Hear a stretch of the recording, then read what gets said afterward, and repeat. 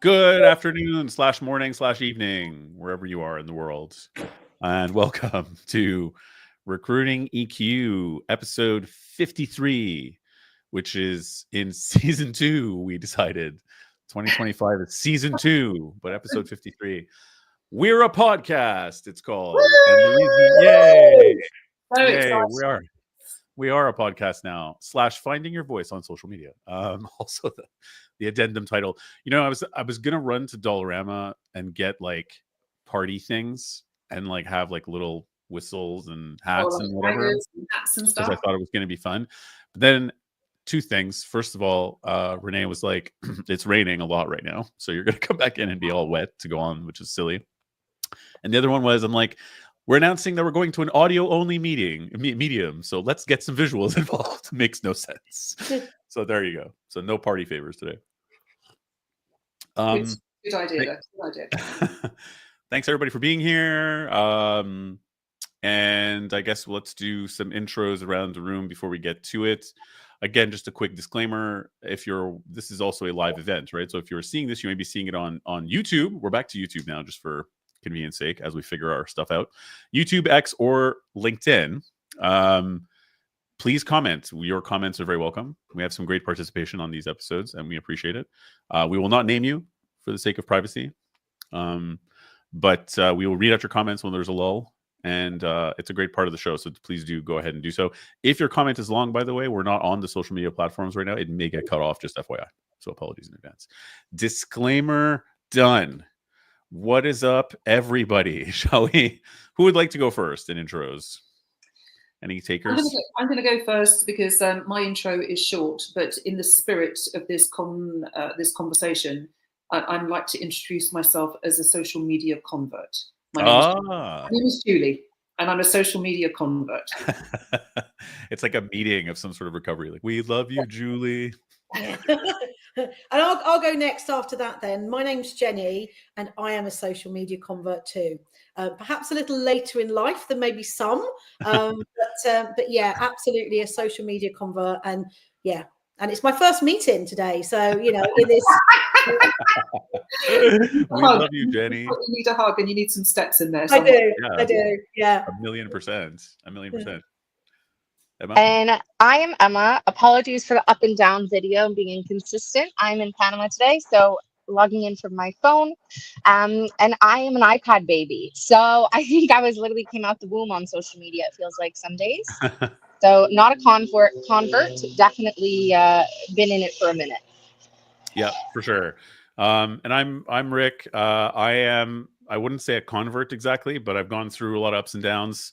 Definitely not born on social media, but because that's for sure. But age-wise, but yeah, there you go. Thank you, everyone, for being here. Yeah, and I would also say that I think that just from the demographics that we have here, you're also our fulcrum, our midpoint of sort of bridging the gap between then and now, which is a very important spot that you have, Mr. Clucio. Thank you, Julie, for saying that. It's a polite way of saying old, but not too old. I guess we're not old enough. I know that was not.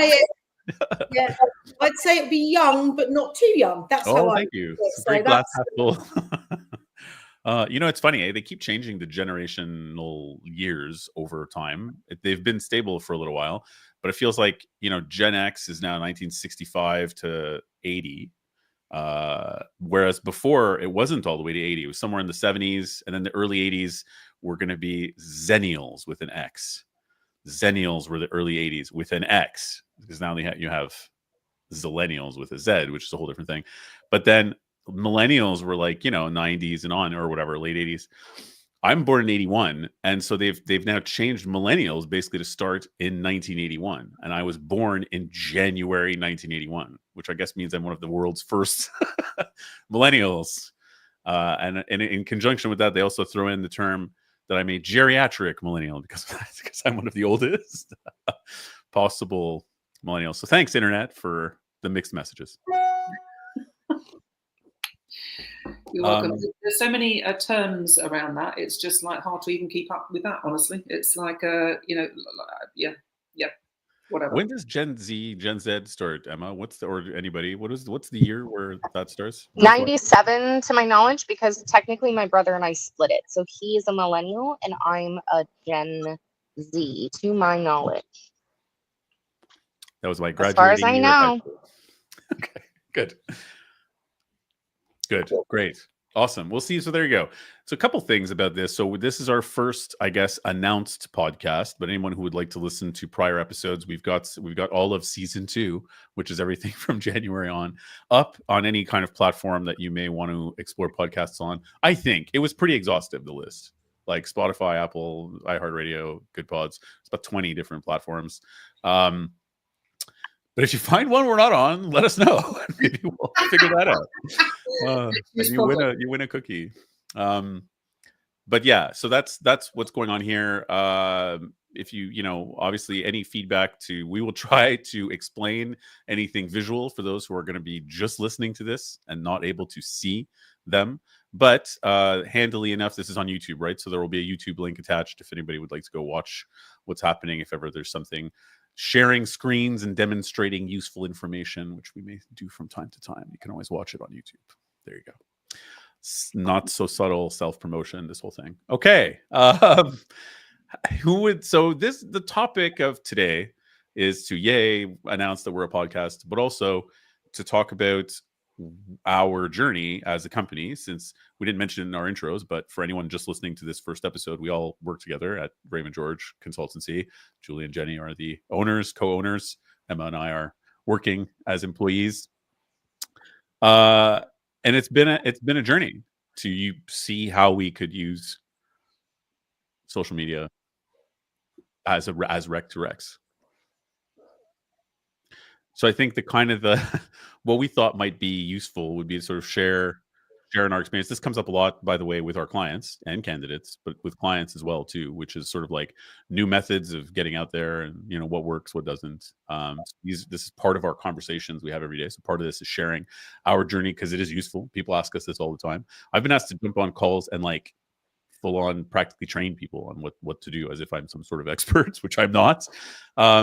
But there's curiosity, right? So we thought we'd share our journey, which has been up a roller coaster ride in getting all this done and using this for work. So I think the focus here is to go around a little bit and talk about, where were we at as individuals? What did we think about using social media for work as recruiters before we started this big push years ago? How has it felt as we've gone through, kind of thing? And where are we? What have we learned? What are our conclusions? And not that the journey is at all over, but in progress.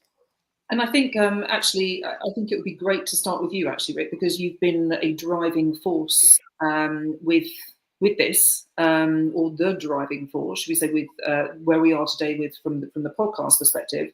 So I think that it would be great to actually hear sort of what's in your head as to why, where you've come from, and where we are now. So the benefits as far as you're concerned, or even the the doubts, or the whatever it is. I think it's the vision for you would be great to hear. Cool. Sure. Thanks. Okay, so I was in the music business for years before I came into recruitment. I got into recruitment late. I was in my early 30s, but before that, I had like almost 2 decades worth of being in the music business. And by that, I don't mean just, playing songs and writing songs, which is part of it, which was a lot of fun. But I sort of was raised in a music industry family, so I had no fear about trying to do a lot of the managerial tasks, promotion. I had a record label at some point, so it was all, lawyers, contracts, developing websites, and whatever. When I started doing that, to go to the generational thing, there was a 1 in front of the year. Dun, dun, dun. So it was very different, right? People were just getting the internet in their homes in the late 90s when I was doing this. So you'd cold call people out of the phone book. And by people, I mean venues. I'd look in the phone book or in the weekly free paper. They'd have a list of venues with phone numbers. Call them, to ask to talk to the booker and say, how do you want my demo tape? Which was, we were able to get a CD burned in the late 90s. And that was like, whoa, they have a CD. Yeah. Who are these kids who are 18, 17 years old and have made their own CD? So you'd go drop it off 9 times out of 10 physically, or mail it if it was a different city, right? And a little bio that you typed on a typewriter, or God knows, and if they liked it, then maybe they booked you. That was the world. But having seen the way that, and starting your own label and doing all these things, a lot of the music business is just, there's not a lot of infrastructure, especially in Canada. So it's a lot of it's community driven. You need friends, relationships, networking. That's what it is, right? So these submissions get lost in the shuffle, like meeting people, knowing what you're talking about, going to events. So networking is really how you elevate yourself. And that's what I did, different from a lot of other people who just played in bars and that's it, right? So we were able to get involved with the biggest promotions companies in Montreal and biggest ones in North America. A lot of it through working the business side, networking, meeting people face to face, calling, going to stuff and whatever, right?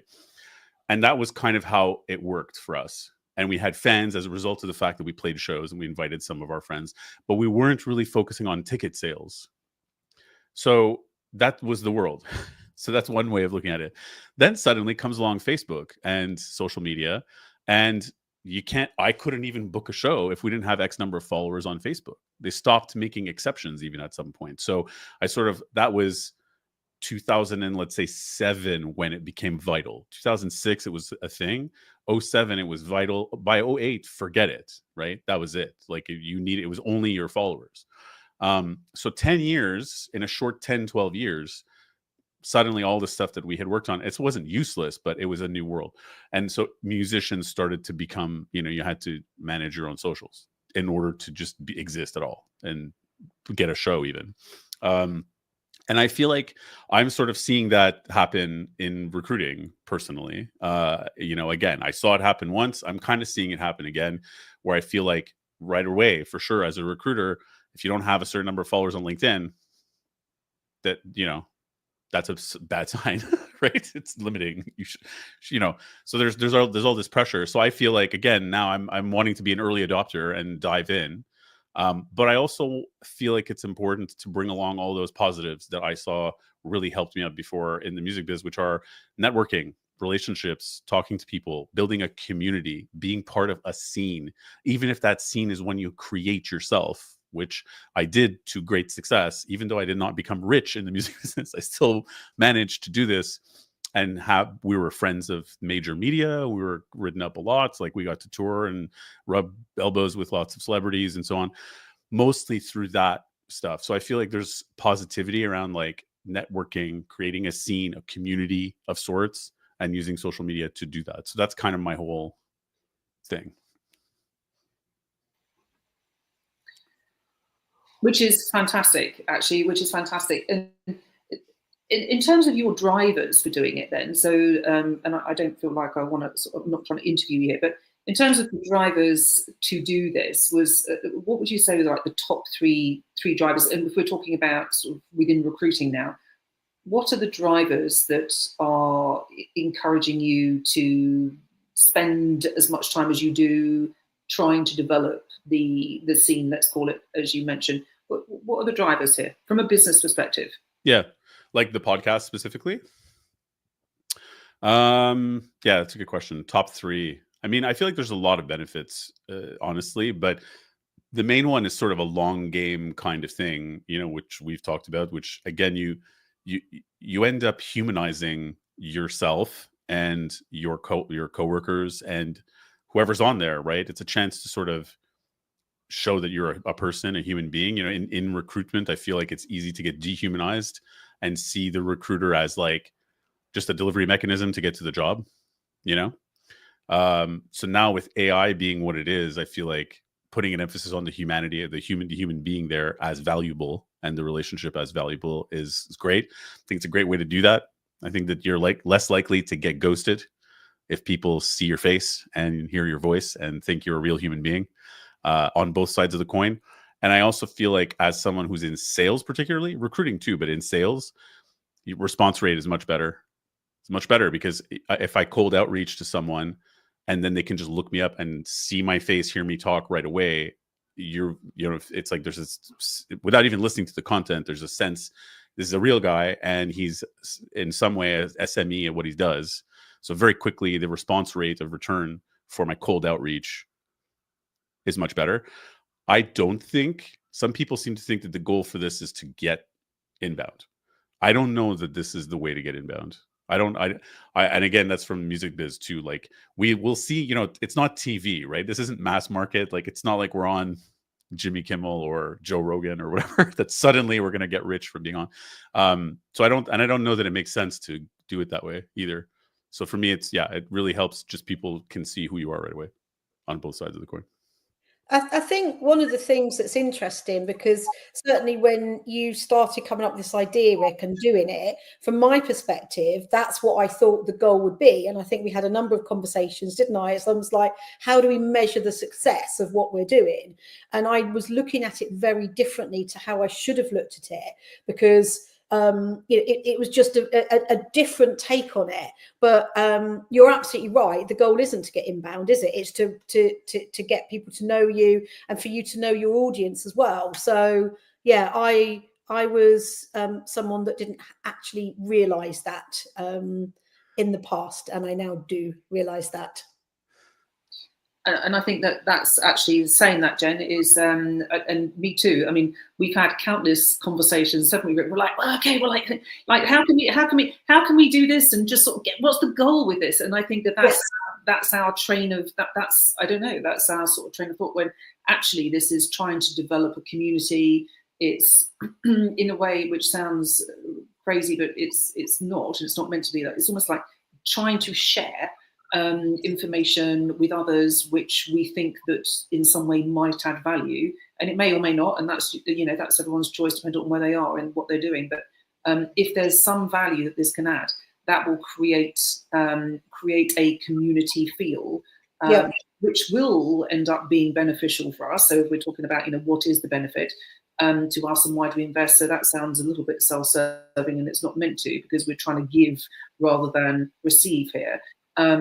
But I think that's the point. We're trying to give of ourselves for the better good, all the way around. And yes, at some point we will also benefit from it, whether either some sort of relationship which is deeper, or maybe a placement, or 2 or 3 or 4, whatever. But it's long game rather than short game, and I think that's the point. Yeah, I think it's also about giving from where you can. So for me, I can't give my knowledge based on years of experience, but I can give a lot of knowledge based on, my generation, social, how to navigate. So when I'm posting, it's yes, more light and more fun, but that is giving something to the community as well. Even if it's just a moment of brevity or a moment of relatability or a moment of inspiration, I think it's still giving. I'd also like to check in. Is it too windy? Because I can lift my body up and move if it's quite windy. No, the wind is cut out. It's not a factor. Oh, brilliant. Okay. I thought maybe because I put on the correct ear. So that's great to hear. But yeah, I think you give based on where you're at. Pardon? I can see the roof kind of moving above you. Yes. That's the benchmark of, my goodness me, that must be windy there. But yes, that's actually the reflection of the water. It's just the light of the water. Yeah. Yeah. But yeah, no, agreed, right? And it's like, I think that and thank you both, Julie and Jenny, for taking the journey with me too, in my bizarre and perhaps almost belligerent insistence that maybe we should do something that's not going to make us any money right away, and put all this time and effort into it. And I thank you for giving me the leeway to push through, because I do think that it's the benefits are starting to show. And it's 18 months really of messing around with this, right? It wasn't overnight. Messing around with doing some sort of live event weekly for 18 months is a lot of time and effort and whatever to have gotten to this point. But I think that it's also wasn't accidental. I think the idea was to not go to a podcast right away on purpose, so we could discover what the benefit or the format was, and not just live in an echo chamber, but like listen to what guests and people were saying, which I feel we still are taking that into consideration. And that's the great thing, is it's this two-way street. It's a way of focusing on relationships, and modeling that for our clients and candidates as almost like a thesis or a mission statement of like, we do think the relationship part is valuable. We don't think that AI is going to make recruiters disappear ever, because the relationship part is valuable. And doing something that's community driven, I think, is a great way of sort of leading by example and saying like, no, we think having these conversations, we think relationships between people are valuable, and we think they'll go up in value probably as AI takes grunt work away. I don't, it doesn't have to be this doom and gloom thing of, oh Lord, AI exists, now we're all going to lose our jobs. I don't know that that's true. I don't think it has to be true. And I think this is a way of, demonstrating that. I wonder whether, I'm not sure what my question is here, but I wonder whether that's what most people are in it for, in terms of sort of like podcasts or socials or whatever it is, wherever you spend your time. I wonder whether the drivers are similar, or whether the perceived drivers are very different. Because I think, like Jenny and I, to start with, our drivers like, well, how are we going to make some money out of this? And maybe that's because we're the ones paying the bills in some ways. So it's like, okay, this is about money. We've got to pay the bills. So how are we going to make money with the action that we're taking? But I wonder whether that's how most people, or a lot of people, see, and maybe it's partly generational. Can this be monetized, and how quickly, in any activity that we're doing through social media, or not? I don't know. What's your thought on that, Rick? Actually, I think that because there's so many analytics, I think that the question is always like, what are you measuring and why? And I think that we need to ask ourselves that more. We had this conversation with one of our guests, Brian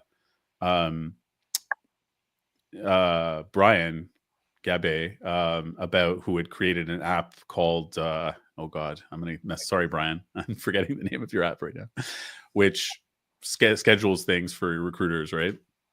I'll put the link there. I feel bad that I'm blanking right now, but the idea, because it is sort of an automated app, so it was this discussion of like, what do you automate? Like, what do you automate? What do you measure? And the topic came up of, if you use AI to create your content, what does that do? Like, let's say your blogs or whatever, right?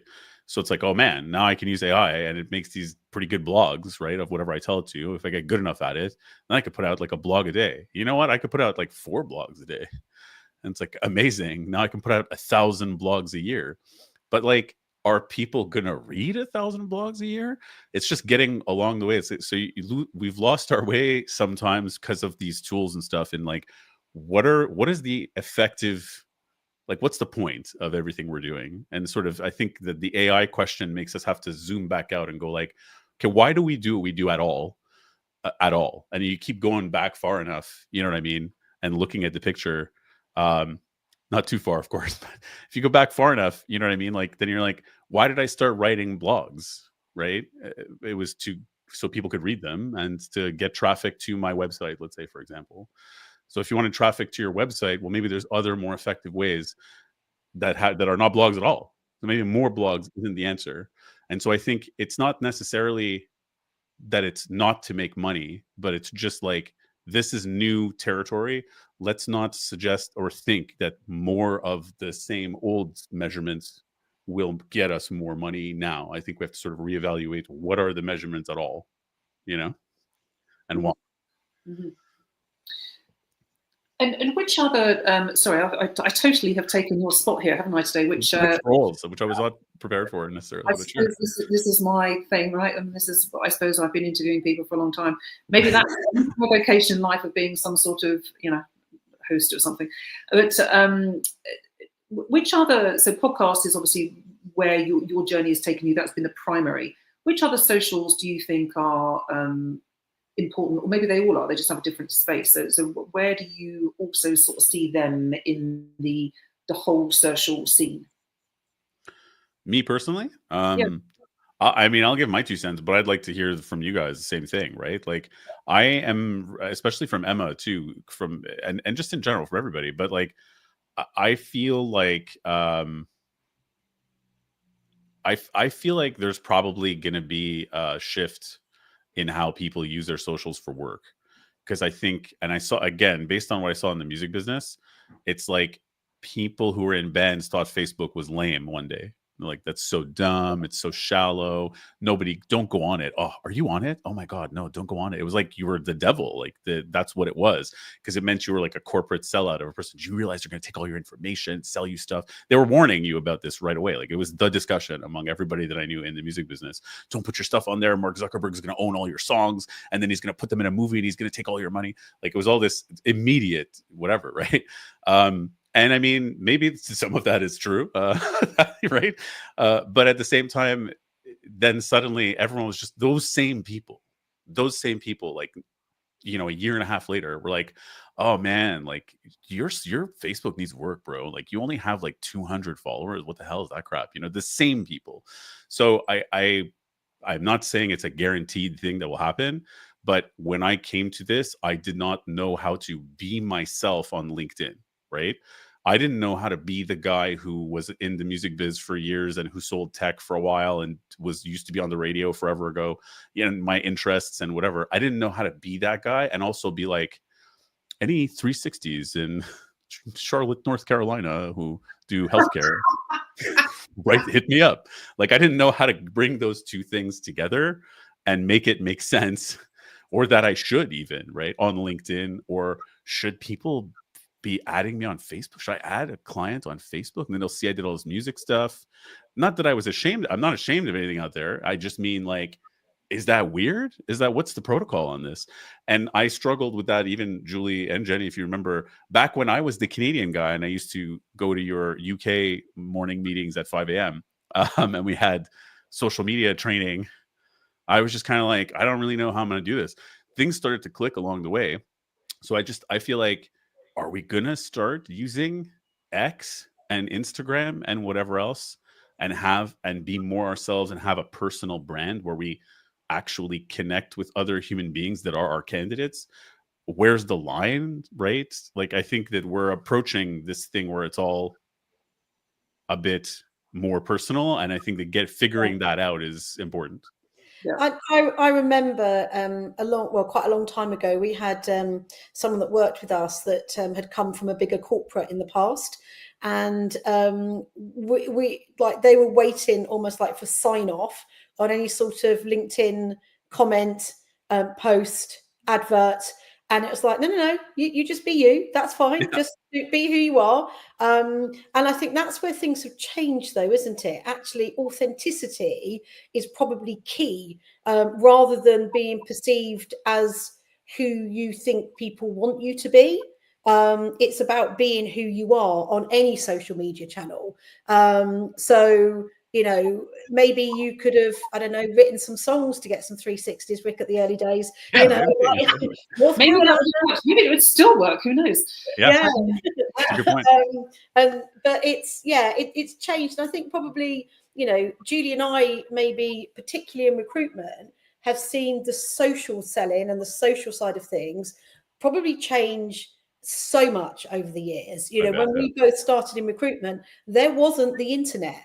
So our kind of journey in terms of networking, getting the message out, you know, talking to candidates, talking to clients was a very, very different route than it is now.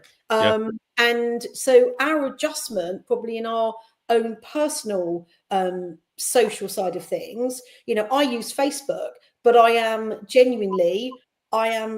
know the people on my Facebook account. You know, I've always, you know, I know who they are. I don't connect with people that I don't really know. LinkedIn is a little, you know, is different. But my mentality, first of all, on LinkedIn was, I don't know them. So, you know, why would I connect with them? Very, very early days. And I'm being really honest, because I had the same mentality about what Facebook was to me in my world.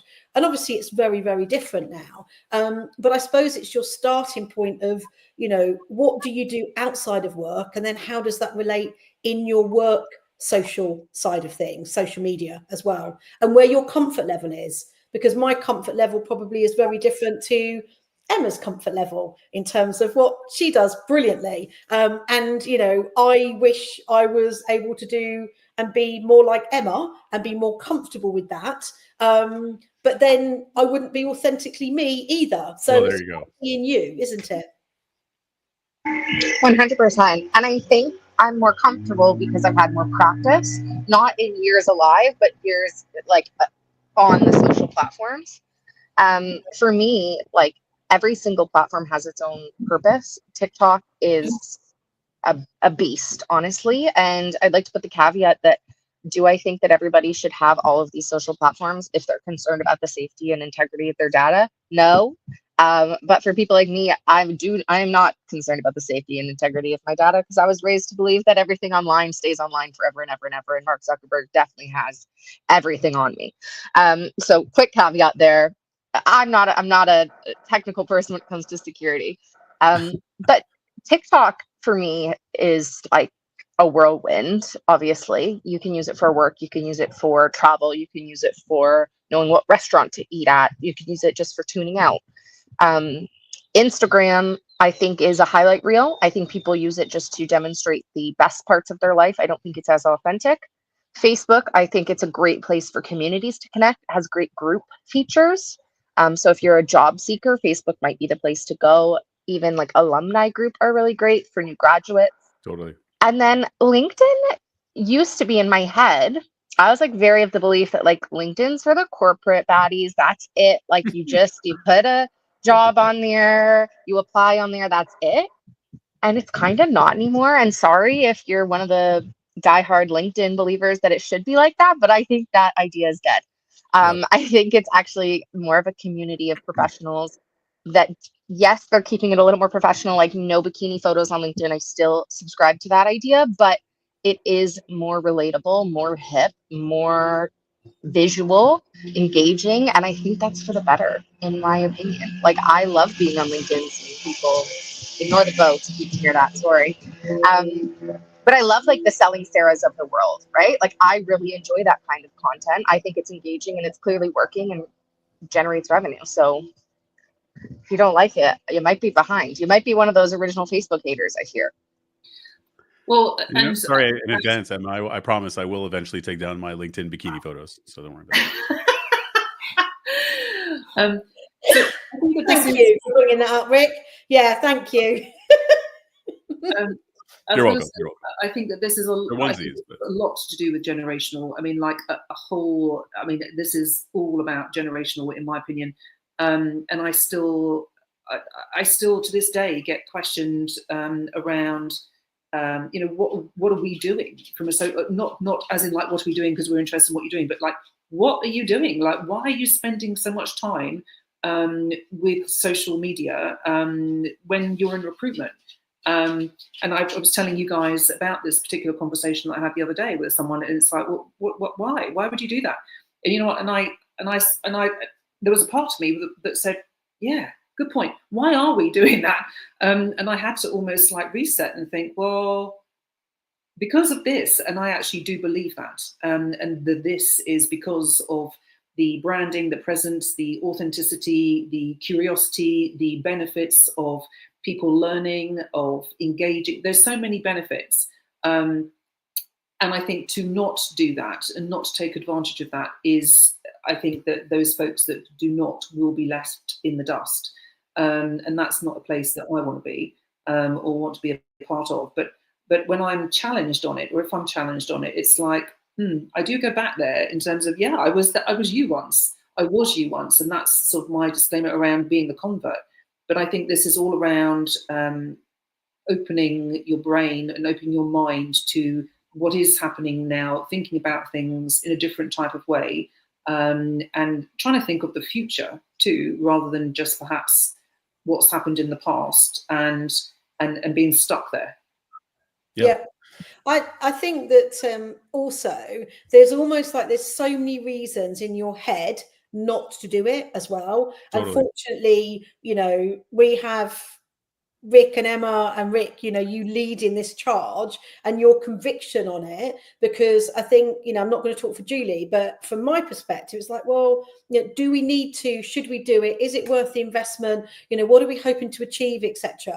And I could have easily talked myself out of it, because that would have been the easy option versus jumping in, not really having, you don't need training, but essentially some people are better and feel more comfortable. And it took me out of my comfort zone completely. And that's actually been a really good thing, because I think when you've been in recruitment for as long as, you know, we have, you know what recruit, you know when you speak to a client, you know how to take a job on, you know when you talk to a candidate, there's lots of things that you know, but you're dealing with people that are still learning, and it's like they don't know everything, and you know they're learning that. And for me, this is about a little bit of self-reflection, a little bit of me learning as well. And actually, does it feel okay? Oh, was it a bit scary? My fear of thinking, do I want to go live on LinkedIn? Absolutely not. You know, the first time it was just like, oh my goodness me, you know, the fear of people having Yeah, opinions about what you say and for sure. how you say it and everything.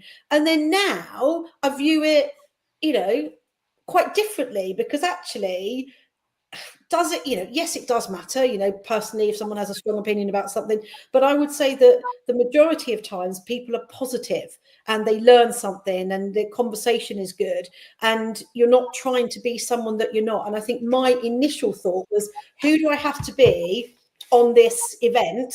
Because I you know, what should I say? How should I say it? Who do I need to be? And that felt wrong. But actually, the moment that you are yourself, and you're not going to get it right all the time, and you are still learning, but that's okay. But it's also not about getting it right. It's like No, getting it right. It's not about getting it right. It's just getting it.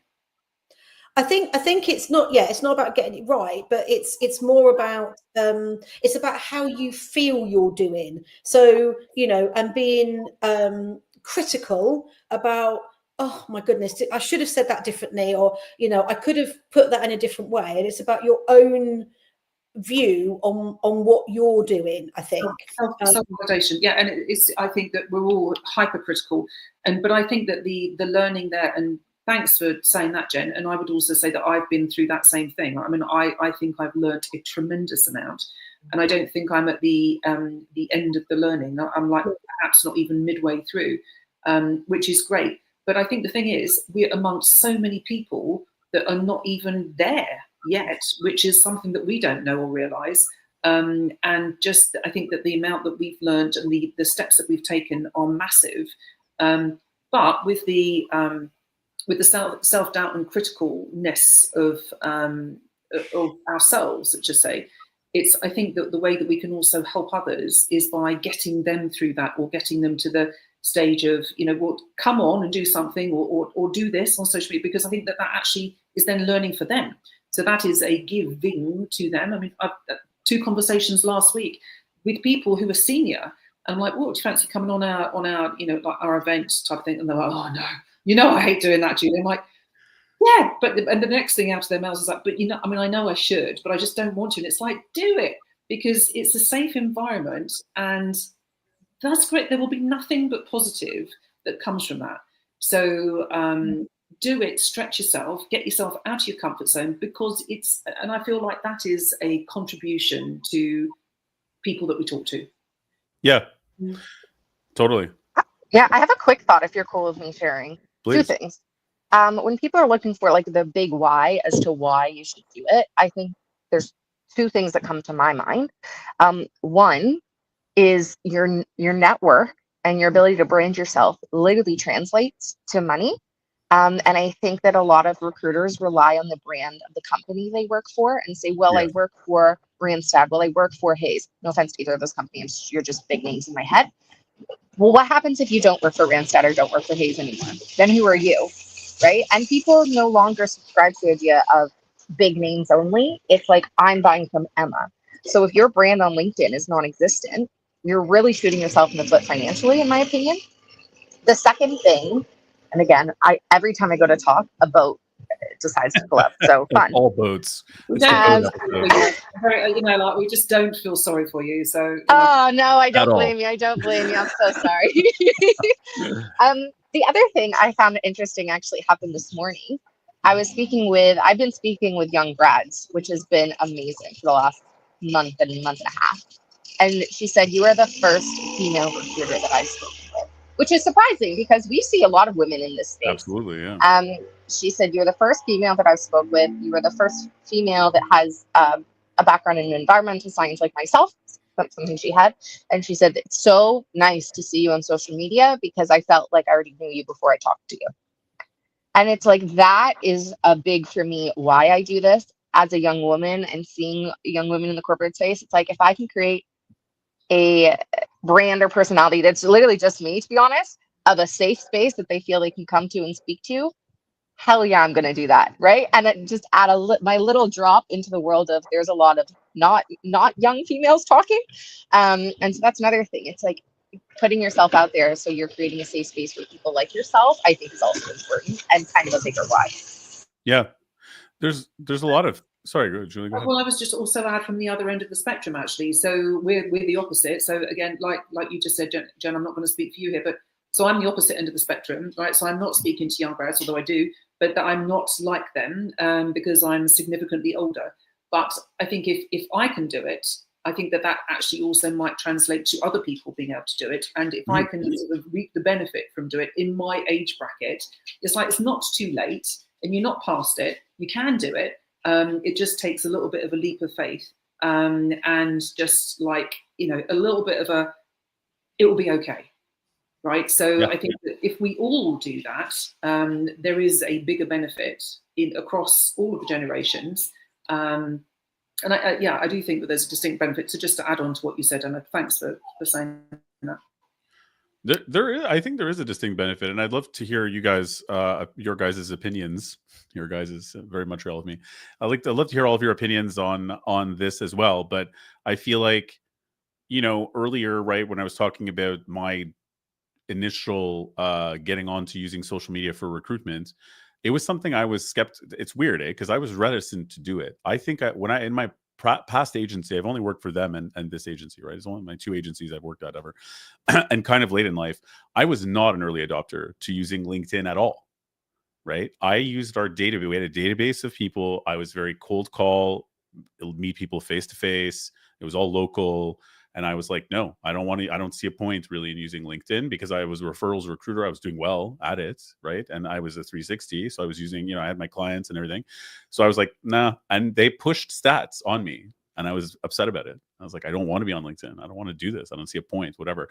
And part of it, I think, came from this uncomfortable feeling I had about the publicness of it, because a bunch of people who were on there on LinkedIn were from music stuff I did or whatever, and me doing really corporate stuff on there would have rung to the people I knew for 20 years as, oh boy, Rick's sold out and whatever. There would have been a judgment there or whatever. I didn't know how to put those two ideas of myself together in a way that made sense and that didn't make me feel uncomfortable and like people were going to judge me or whatever. And that was, I think, the core of it when I look back at it, And so here we are now. I'm captain, like, let's do it. Let's go all in. But I was researching stuff because, like I say, I think we can zoom back to see, like, why do we do these things? And I was thinking about relationships, right? Business relationships, forming relationships.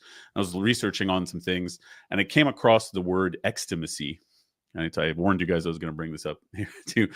One of my hobbies is psychotherapy and psychoanalysis. So I came across this word extimacy, which is like, it's a French word they've put into English, but so it's intimacy, but external, meaning, and the definition I heard on one podcast was it's finding yourself outside of yourself, that somehow you can get more of an intimate picture of who you are outside of yourself than you can in your own head, right? Briefly. And usually that's through speaking to other people or whatever. An example they gave is if you're in a relationship, a friendship of some kind, you can have a nickname that only you two know for each other, right? It's an external thing, the nickname, but it's part of your special thing. So that's like an extimacy kind of thing. It makes you feel closer to someone to have this knowledge. I feel like, in a way, doing these social media exercises authentically and not trying to pretend to hide and all this other stuff. And it's been a bit of a guess and check, but I feel like that's a little bit about it. Like in terms of our personal brand and even just me as a person, I feel different about myself as a person because of years now of trying to balance putting all those different versions of myself together. And that makes me much better. I walk in the world differently because of that. I cold call people differently because I'm not all like, how should I talk to this guy who's like a businessman of what? I don't think about any of that anymore. I just talk to them, And it's like, I feel like, I don't know how you guys feel about it, but I feel like the exercise of getting over that fear of judgment or not seeming correct online has had a lot of resonant benefits, not just sales wise and work wise, but just in life, period. I agree. I totally agree, and I don't know that I'm there yet. So I'm halfway in that, right? So I certainly, and I think a lot of people do, in terms of the fear of what is someone going to say, and whether that's a critical comment or, we're talking about LinkedIn now, something, and how am I going to deal with that, and what, and will that stay with me, or can I move on? All those types of things I do think about. It matters to me, but I think it matters less than it once did. So I think that I am learning and have learned to shrug off, to reason things, think things through, reason them, and decide, does that matter to me or not? Should it matter to me? Is it justified? And sort of almost like go through a process of elimination, almost of like, okay, I'm going to throw that out with the baby with the dishwater, or whatever that expression is, because that actually should not affect me. But you're human, Julie. You're human. That's the thing, and it does affect people, I think. And sometimes when I can, there's been certainly some posts on LinkedIn recently where there's been some really quite strong comments and critical sort of feedback on what someone's written, and it does feel much like sort of like the keyboard things, and you sort of think, is it necessary? Who's saying it? Do you value who that person is, and do you respect them? But I think that there is a fear, and I think that is what sometimes what stops people posting exactly what they want to say, because of the anticipated backlash and how that might make them feel. So it's easy to say, nah, I'm not going to do that, because I'm opening myself up. Every post that you make, you open yourself up. I know some people that will delete posts that are not, that are quite sort of angry posts in terms of comments, delete comments. I don't do that. But I do think that it's that you press the button, you post it, it's like, oh, is it gonna be okay? Is it not? And that's hard for some people, because it does shape you, I think it's hard for everybody, really. I think that's the fear always. I think, and that's the fear I grapple with. I mean, everyone grapples with it. Yeah. I think it's just very worth doing anyway. I think there's something magical that happens from doing it, making the mistakes, getting the criticisms, surviving it, getting through it, pushing onward, and then getting better at it. And it's I don't mean to say that we shouldn't be thoughtful about what we say, just to be clear, right? Like, I don't think we should just go on and say anything and offend everybody and be like, devil may care. But I think getting better at it has a lot of resonant benefits. And the only way to get better at it is to take the leap and the plunge and do it even though you're scared. Anyway. To cope with it, and to let it sort of to know how you're going to cope with that sort of situation if it occurs, I think is really important. Just to sort of think about that, and how does it affect me, and is that okay? And am I going to allow that to be okay? I think it's almost like it's a thought process. But I also think that some people post stuff on LinkedIn for effect. So and to create some antagonistic comments that are just because, and I don't think that that's right either, and I would never want to be that person. So I'm cautious with what I post, because I'm not trying to rub people up the wrong way or create comment just because I want like 48,000 views or comment. That's not the purpose here.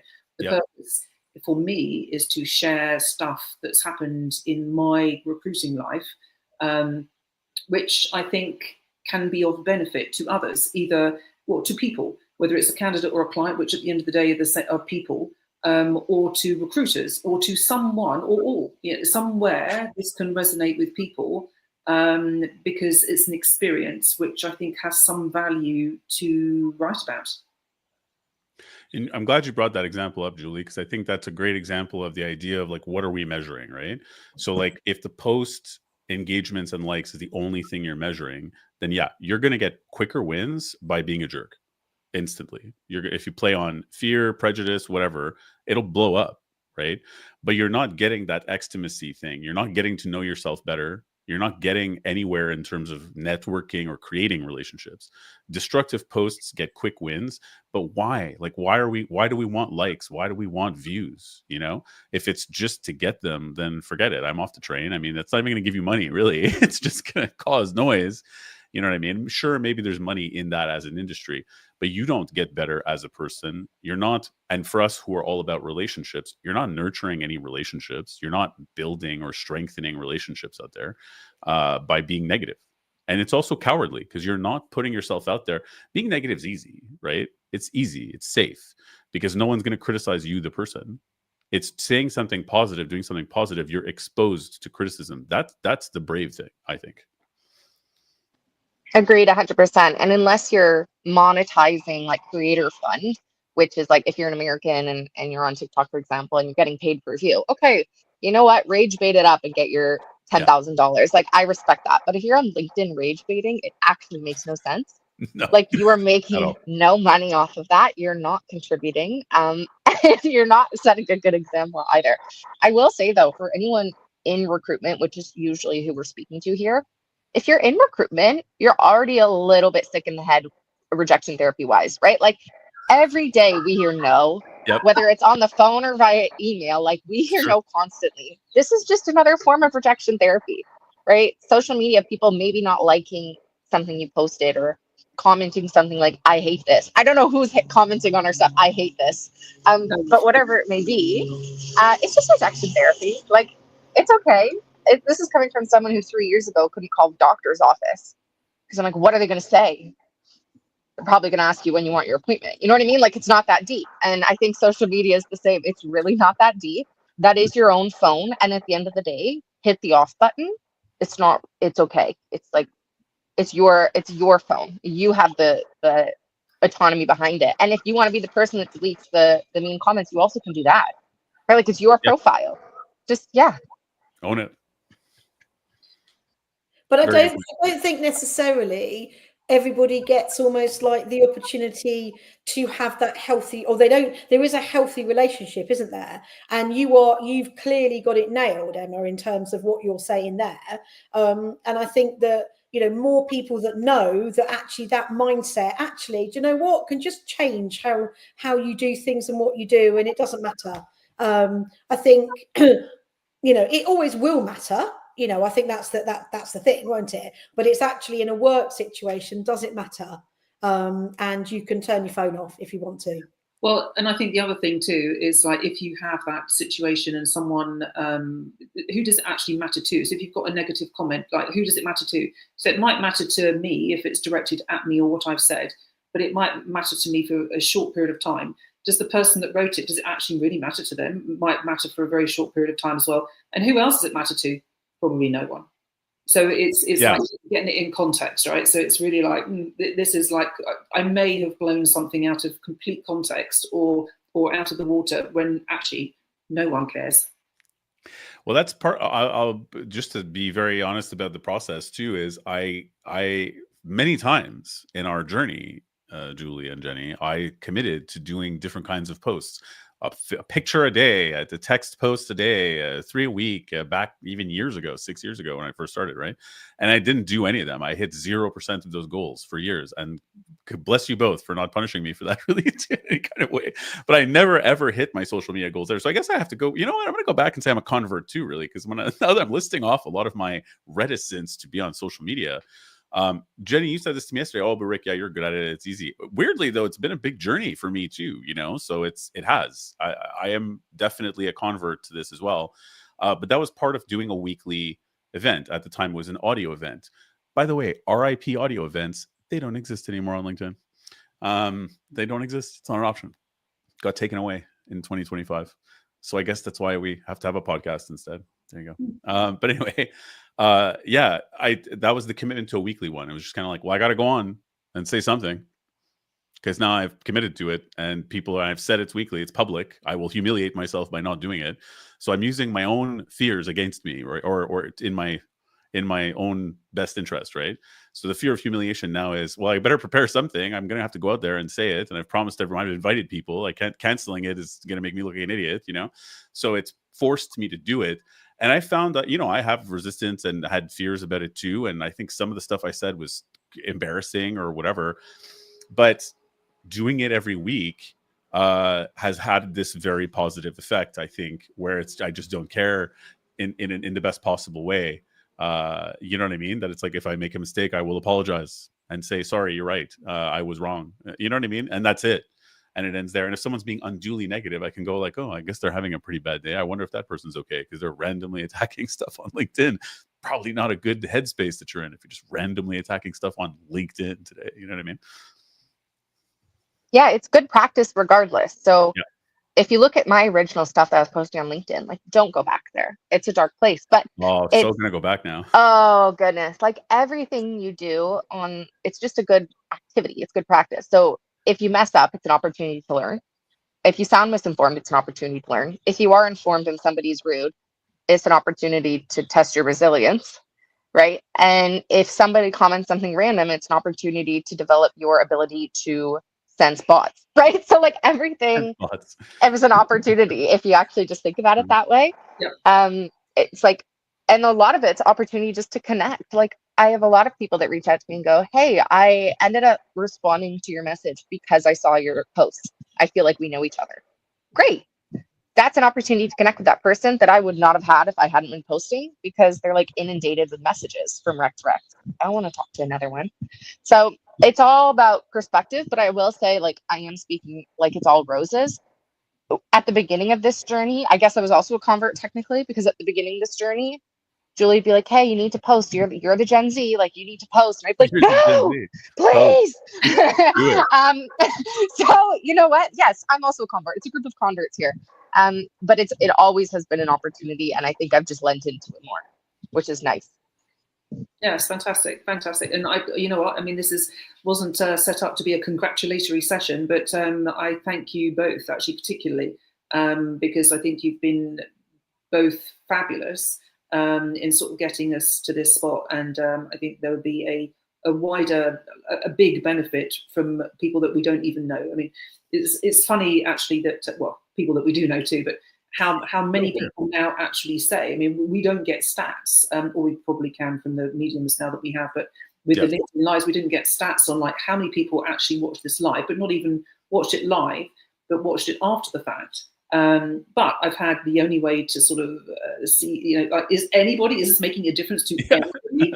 Is when people actually mention it to you. And I've had several people mention it to me in terms of like, not like, oh yeah, you clearly all need to be on television, and not that we're looking for that anyway, but it's just like, I listened to it, it was beneficial, it was helpful, it was fun. One person did make a comment last week, actually, sort of like that she relied on this like as her weekly, you know, go-to type of thing. And so, you know, I think that there is an audience of some size which is finding this of some value or entertainment. I remember being at the early days. It was almost like, so how many people joined us? How many people watching? Yeah, and having that conversation with you, Rick, as well. It's like, so how many people were there? And it's like, because that in my head was the measure, it's like, but it's not. It doesn't. You don't look at that. It's a much wider piece. It's like, oh, okay. It did take me a little while to kind of figure it out. That yeah, you're absolutely right. But it's what you think, isn't it? It's like almost like, you know, I'm going to do an activity. What's the benchmark? What's the, you know, what not what's the return? And I don't mean that, but it is an element of, well, how do we know it's going out into this? You know, how do we know it's working? How do we know that? And is that by people watching it live? Probably not. But that was in my head what I thought we should be trying to elevate in terms of that.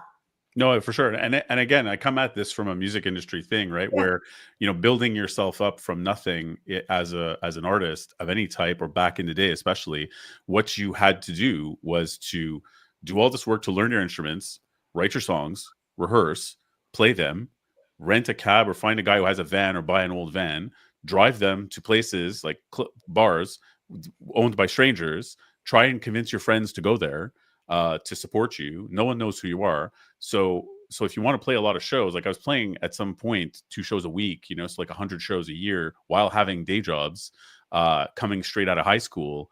and sometimes 2 day jobs and playing like 2-3 shows a week for a couple of years to nobody, to effectively no one. And so, you know, so you're playing to nobody. You know what I mean? That's just what you have to do. They say paying your dues, right? So you're playing to chairs. People are booing you. They want to see the other band. God, the stuff that they would yell at female band members, just randomly drunks, you know what I mean? And they would put up with it because, and you keep doing it because why? You have to establish yourself, right? And become part of a community. You meet other bands, you share each other's audiences so that your audiences of friends, you meet, you know, so you create a community. And I think that the key point of a community in the old sense, and I say the old sense because there are a lot of people online who use the term community as an exclusive thing, which sometimes has merit too. I'm not saying that's wrong, but to say like, you're not part of this community, you are part of this community, I am part of that community, that's fine. But the purpose of a community is to prop people up and to be there for you and to be consistent, right? The purpose of community is to be there for you when you need them also. And I think that's it's the consistency that establishes something that is fictional. It's this nebulous concept being in a band. You know, you're just 4 people or whatever who show up and play instruments. But what's a band? You know, same idea. To get people to believe in this concept of a podcast, you got to do it consistently, and sometimes that means doing it to no one. But then suddenly, hey, it's a thing. It's a thing that exists that we know is going to be there. And I've had some people reach out to me too and say that when they were struggling, especially solopreneurs, when they were struggling and they didn't really know what to do, that they would listen to these and get an idea or a something, or just feel a sense of camaraderie and whatever. And I was like, okay, good. We're creating a community. This is great. I love hearing that. So yeah, there you go. Your consistency thing though, Rick, is absolutely spot on, because I read something about, it was in the local news where I live, and there's a pizza van, and the pizza van is meant to be turning up every Friday at a certain place, and some weeks the pizza van would turn up and some weeks the pizza van wouldn't turn up. So people didn't go knowing that the pizza van would be there. And the important thing is the pizza van needs to turn up regardless of whether or not they had sales or not. Exactly. And that, you know, so it's like, because then people understand that there is consistency. If I do want to get a pizza from that van on the Friday night, they will be there. Not, oh, I don't know if they are, so maybe I'll go up somewhere else. Yep. Great analogy. And it means something to them to an extent. Yeah. That becomes part of their life, their routine, and it's meaningful in a way that isn't as quantifiable. So on that note, it's 2 minutes past 1. Same time next week? Same time next week, everybody. Well, thanks for being on. Again, we're a podcast. Go check us out everywhere you get podcasts, whatever it is, Apple, Spotify, iHeartRadio. Don't just listen to Joe Rogan. Listen to us too, or whatever it is you listen to. And thanks, everybody. Thanks, Rick. Thanks. Thanks, guys. Bye.